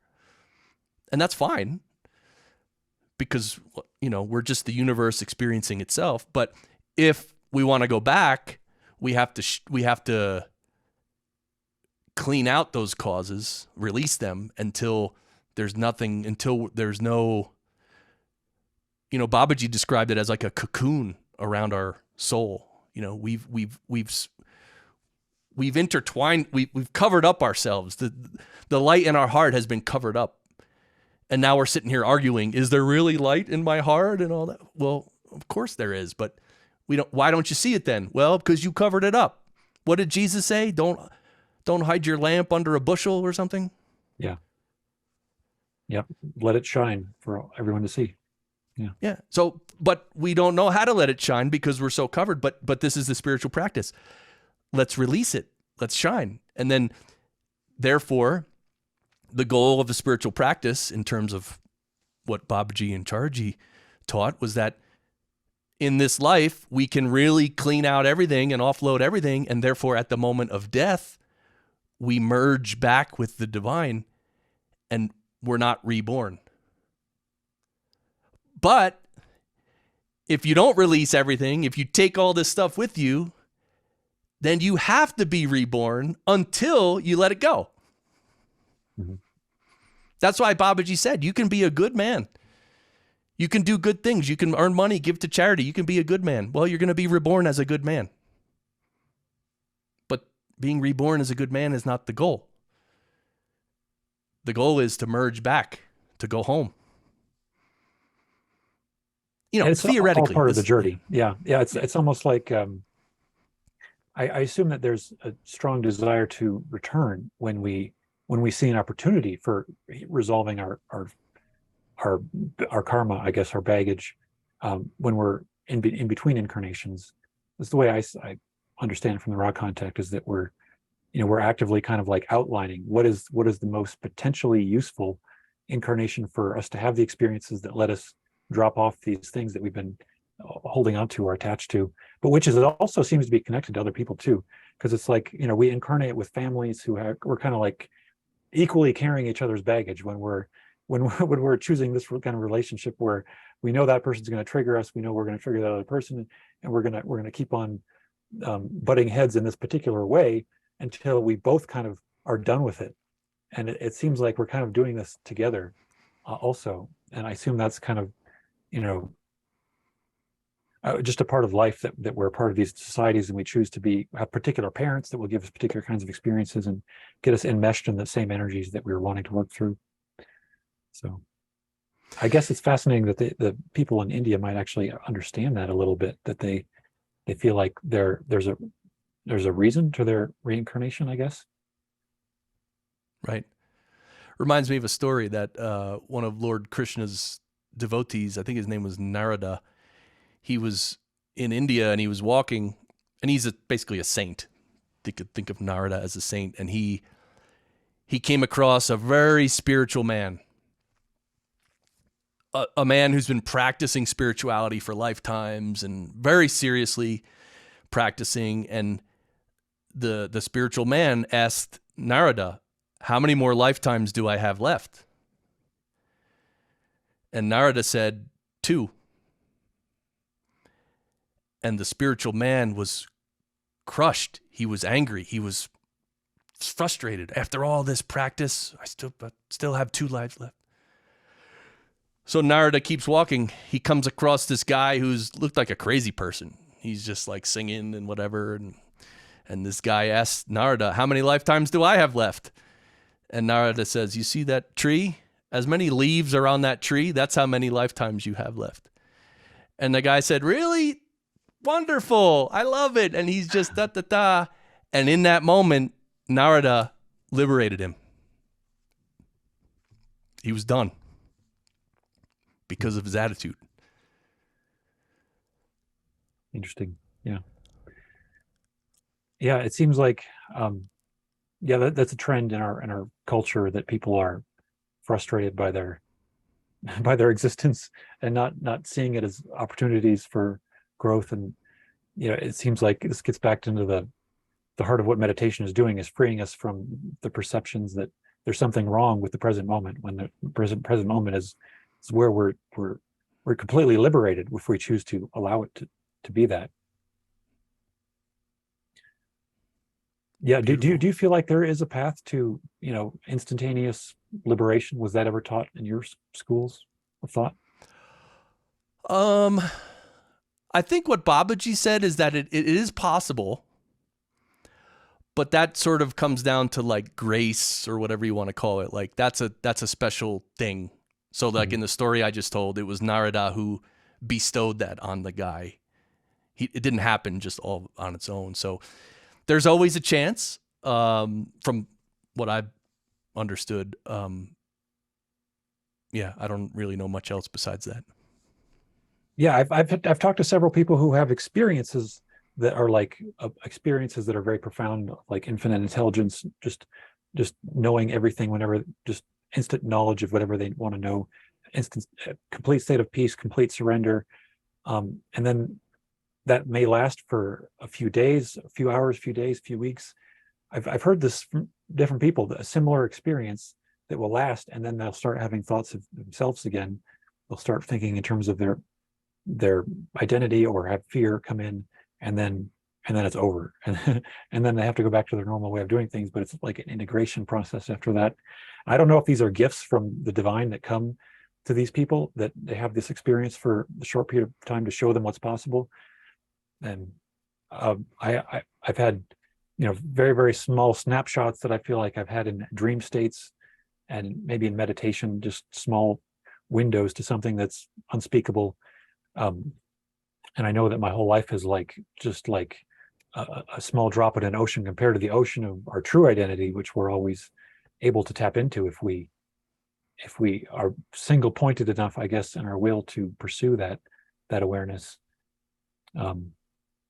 But I guess it's not really the right thing to be focused on either, because I think we could become overly focused on a shortcut. There are people who teach what they call the direct path now, and it's almost like the idea is that there's a shortcut, which is the direct path, and we have to be continuously looking for the shortcut all the time. But I think that the shortcut is always whatever we're currently experiencing, if we're just willing to find it there, and not fight it. I guess not fight it as being not the Right. right path for us. You know? Yeah, I love that idea. And I think I've heard it from you too. The idea that whatever you need to progress spiritually, at every moment, life is giving you that experience. Yeah. Every moment. That's, to me, that's fascinating. Yeah. Yeah. I mean, that's like mind blown. Yeah. I It's mean, like everything is so engineered around our metaphysical journey too. It's like, the synchronicities that we experience, the strange coincidences, the way things unfold. It's like the universe is always kind of telling us that this is divinely planned right now, and we kind of downgrade our experiences to say that this is just another day. This is just everything I always experience. right. It's very interesting. Yeah, there's obviously the famous quote about, I don't know where it came from, that chopping wood and carrying water is what you do before and after enlightenment. It's the same journey. Hmm. So but I assume that the masters will have a different perspective as they're doing their services. They have a different perspective on everyone around them and on their reality as they engage in what would seem to be the mundane experiences of life. Maybe they see it differently. Would that make sense to say?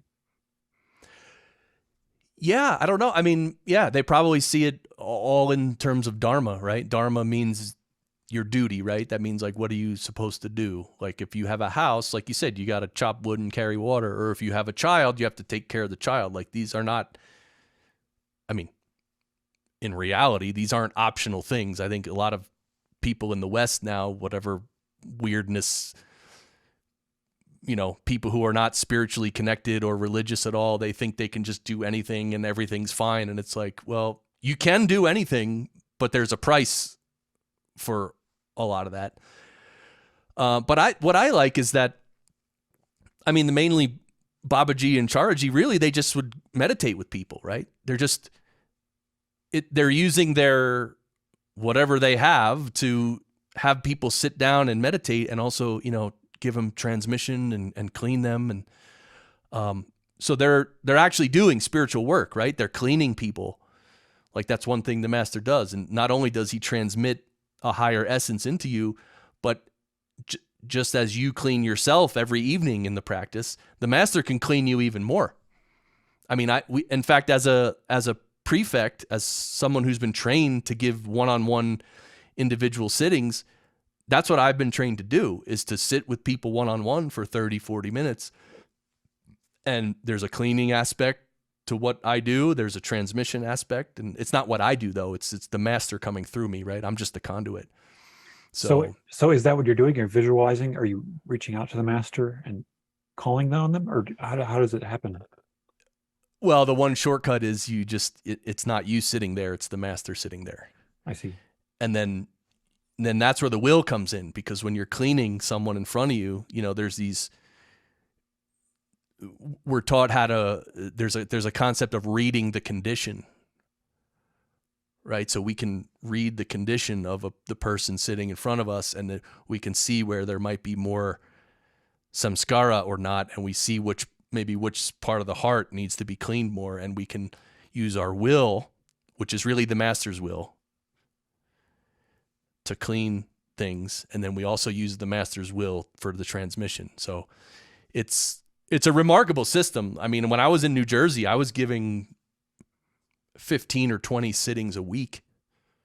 Almost every evening, 2 or 3 people would come to our house for one-on-one. I would sit with each one for 30, 40 minutes and give them a sitting. So if anyone local here in Colorado Springs, if you want a sitting, then this is sort of what I was actually hinting at when you were here the other day. Remember what I said to Elizabeth? Yeah. She asked about it later too. She wasn't sure exactly what that was. Well, I didn't want to. Yeah. It was. Yeah. Anyway. That's I totally makes more sense now. So we're gonna come back over and get that clearing. Yes, please. Yeah. That'd be wonderful. Yeah. So it's interesting that I think it's also connected to what the Law of One calls the invoking the magical personality. There's different phrases for the same kind of principle, where you're basically setting your separate identity aside. You're allowing that aspect of the self which you see as God to come in and be you for that moment, and then you're allowing the miracle to happen. That's not from you, it's from the divine, that you're able to see that happen. Precisely. And by the way, you can sort of have that attitude in regular life too. Yeah. When you walk into the store to buy some bread, you can actually think that it's the master walking through the aisle to get the bread. You know? Like, yeah. Yeah, it's a funny thing with pride and humility that like people will try to build up themselves and see I have the very spiritual person who's doing this thing now, and in the process you're just kicking the goalpost further. You're kicking the can down the road when you're saying this concept of the separate identity that I've built for myself is the one who is God, who's super awesome and doing all these things, and you have to kind of set that aside to have this experience of emptiness. I don't know if emptiness of the self is the right way of looking at it, but you're becoming filled in some way with something that is completely beyond you, and using your incarnation, using your vehicle, your physical vehicle for a time for that purpose, I guess. Right. And what you just said is the exact reason why the masters say that you need to have a physical master. Because if you, like me, let's say I was, giving these sittings, and I'm, I start to develop an ego. The physical master can see that, and then he would correct me, right? Because I can't see that myself. I mean, I can see a little, but not everything.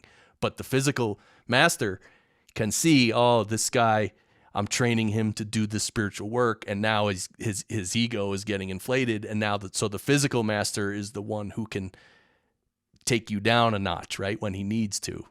Right. Yeah. And to a degree, people can see that as being Jesus. I guess it's not impossible to have a guru that is dead. And certainly, I've had some experiences. I've heavily researched Neem Karoli Baba, and I just love everything about Neem Karoli Baba's life. And it's like people can't even write a book that contains all the stories, because you don't know who has all the stories. There's so many different scattered people with different stories about him, because he was just appearing in different places as he would apparently bilocate to help people. But I feel like it's the same principle, where if I can surrender to the guru on some sense and feel his energy, I can kind of tap into awareness of something that's beyond me. That's very hard to describe. But I feel like he was teaching people that you should see me as the Father, see me as the one who's got it taken care of. You could hand all of your concerns over to me. And he would tell people, look at my picture, come to my picture, hang my picture on the wall, come to my picture and give everything to me through the picture, and I will take care of it. So it seems like it's like he realized that, or the aspect of himself which is divine realized that that's what everyone is needing, is to see God to a large enough degree that it's a doorway that they can go through and have access to that. I guess liberation through that kind of awareness. Yeah, Muller and I just watched that that documentary on YouTube that you recommended. We watched it like that day, that night that you guys were here. We literally watched it that night, and it was, yeah, I didn't know about him, but and I'll tell you the one thing that sort of impressed me the most. I mean, I use the word impressed loosely because it's not impressed. It's anyway. He didn't have a teaching. Right. Zero. That is interesting. Or it was a different teaching for everybody who came to him, a different kind of teaching. Right. But it wasn't like a practice, and there weren't ashrams and all. Yeah, it was, yeah. Yeah, it's very funny hearing Ram Dass's stories too. I listened to many of Ram Dass's lectures being with Neem Karoli Baba, and it's almost like Ram Dass knew that his anger was such an issue that's why the guru had to push his buttons in all these different ways. And it's like that was the teaching, was to push his buttons, right? Because he was capable of recognizing that's what the guru was doing and stepping out of that, I guess. That's great. Thank you, Debbie. Thank you so much. Wonderful to hang out with you today. Yeah, this is fun conversation. Did we see anyone else have any questions or anything come up?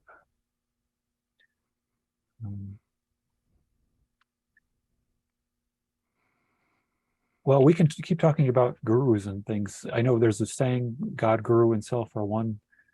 And that's kind of been the way I've tried to see it with, you know, as we were describing this seemingly separate entity who is the guru, the master, is also you. And if you can't see that being is also you, then it's harder to understand their role, I guess, as teaching you the nature of the self, I guess. Is self-realization a concept that was used much in your teaching, your practice? Yeah, realization is a concept that's a very high concept. I think it's just below merger. The ultimate goal being merger, which is you merge with the divine, then you're gone. Realization is definitely way up there, though. Self-realization. Thanks, Trish. Yeah, this was great, right? I've been having a ball. I hope I'm not, you know. I hope. Yeah, I'm glad you guys like it. Yeah, I even read my song that I wrote last night. You guys like that, so. Yeah. I'm hoping to share this on more platforms, YouTube, and get more. I'm still getting started with Ascension Works TV here and podcasting in general. And you had a podcast for a long time called The Mystic Show, right? How many years did you do that for? Yeah, well, I still have it. I started it in 2013, and I still have it. But I don't put out episodes very much anymore. But I'm open to putting out more episodes. It's just that, things run their course, and there's high points and low points. And so what was the process of doing that show? Did you find a lot of different spiritual teachers through that, or was it everyone you came across that you liked what they had to say? Yeah, actually, no, it wasn't. It's not a show where I did interview a handful of people, including the author of The Biology of Belief, Bruce Lipton, which was a great episode. But no, I started that show it was like a monologue, really. I just wanted to talk about a lot of these spiritual concepts. Like I'd be reading a book and I'd be like, hey, it'd be great. Here's a concept. Let me just talk about it on the show. So that's really what it was. That's really what it still is. I didn't want it to be an interview show because I'm not against interviews, but I didn't want it to be that. So it wasn't. Yeah, I think there's a time and place for everything. Yeah, and I'm hoping to have a lot of interviews on this platform and also a lot of teachings. So yeah, I love that you have this you have this totally foreign experience to a lot of people of staying in India and did you stay in many different ashrams? And you say the quality of living was the hardest thing to adapt to, but were there things that were pleasantly surprising about the culture? Oh, the people. I mean, just the heart of the people is it's so different. In America, you can walk anywhere. You can even meet people and people say hi, but there's a lot of times the heart's not in it. But somehow in India, there's just just more heart in individual things. It's hard to explain, but yeah, and yeah, it really opened my eyes, the whole experience. I mean, and me and my wife talk about this all the time, that because we'll see on the news or somewhere that all these young people are complaining and arguing, and me and my wife often say they should go to India for 2 months. Go live in India for 2 months. Then you come back here, and I guarantee you're not going to be arguing about this stupid nonsense. Because we just don't know. We just don't know. There's no perspective. So, yeah, I encourage everyone and anyone to go for these experiences. And you got to go with your heart. If your heart says to do it, then do it. If your heart says no, maybe not India, maybe go somewhere else, whatever. Follow your heart. But the more the different experiences you can have, it's just perspective. You know, you start to see the same thing from different angles, and then you get a better idea of what that thing actually is, instead of just having one viewpoint and you don't know any other viewpoint, right? Yeah. Yeah. I certainly feel like Western culture it's hard to break out of the box if you don't have anything to kind of shake you up a little bit. But it does feel like, you know, I was raised to watch a lot of television and I've got all these different programmings from that. It's like literally called programming, you know, and I don't know if the fact that we have more TV in our culture, or more media, more access to these kinds of things, or more expectation that we spend our times engaged in these things, that we're kind of like more dumbed down or brainwashed and held back in some ways. But it does seem like disconnecting yourself from the culture seems to be one of the easiest ways to get back to a more peaceful style of spirituality, at least, maybe just temporarily even, or continuously, like with retreats, I guess, would be one way of doing it. Do you feel like you have any way that you need to disconnect?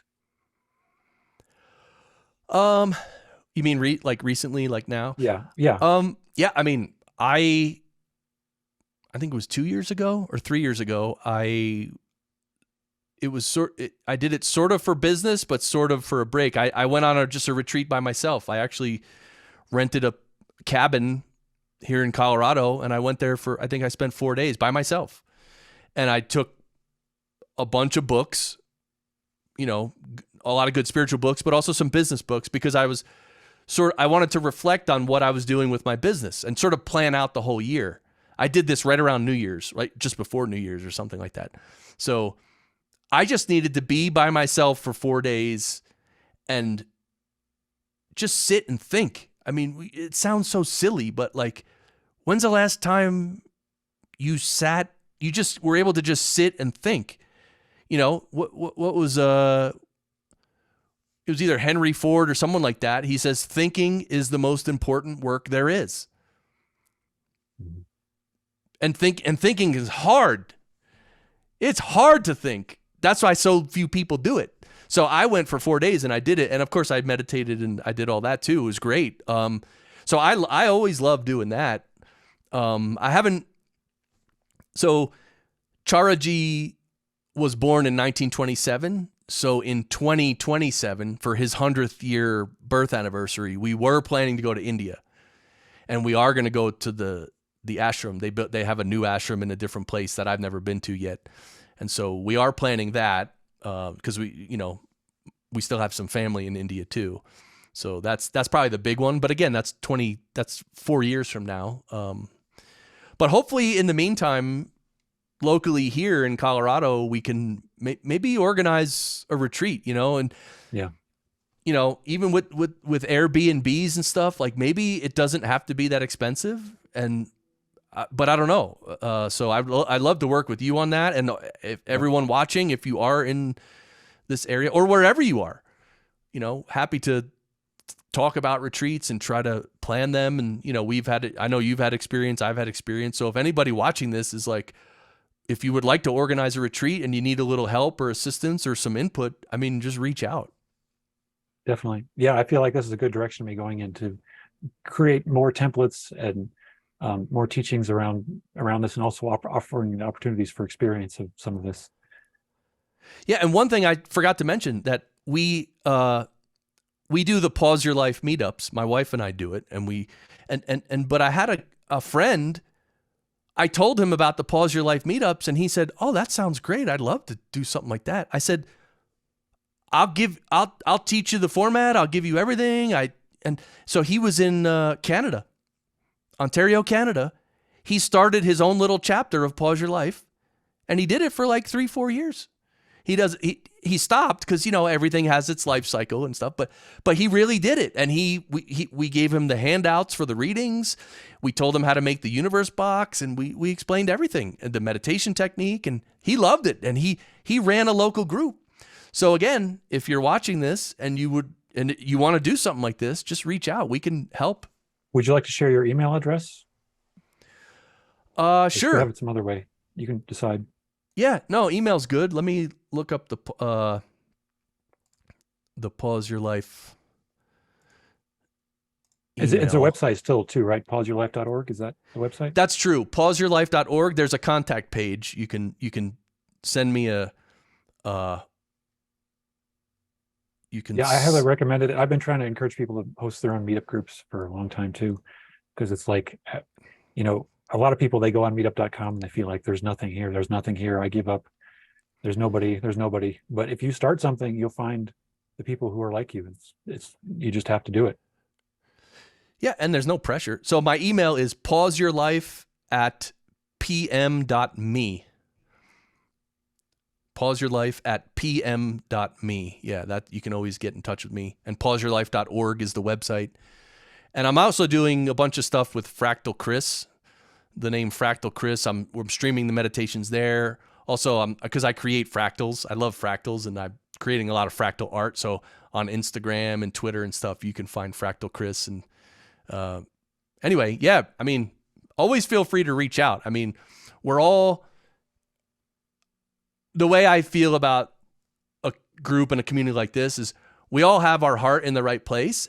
And so it's just a matter of like practical solutions. So, I mean, Mike, I ask you about stuff. I'm like, hey, how do you do this? Or how did you do that? Like, and you ask me, so we all can ask each other. So feel free to just reach out. That's sort of why we're here, right?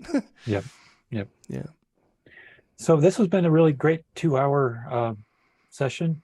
Would you like to close us with your normal closing for the prayer?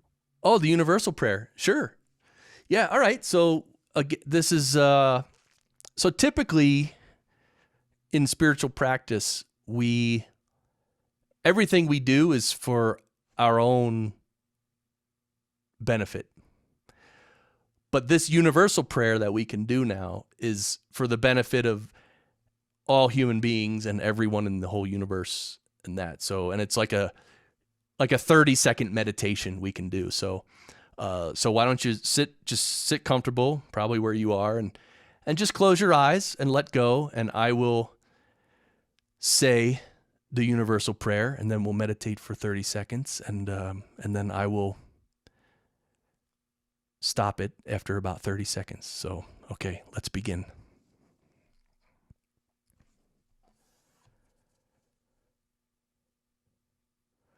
All brothers and sisters are being filled with love and devotion, and real faith is growing stronger in them.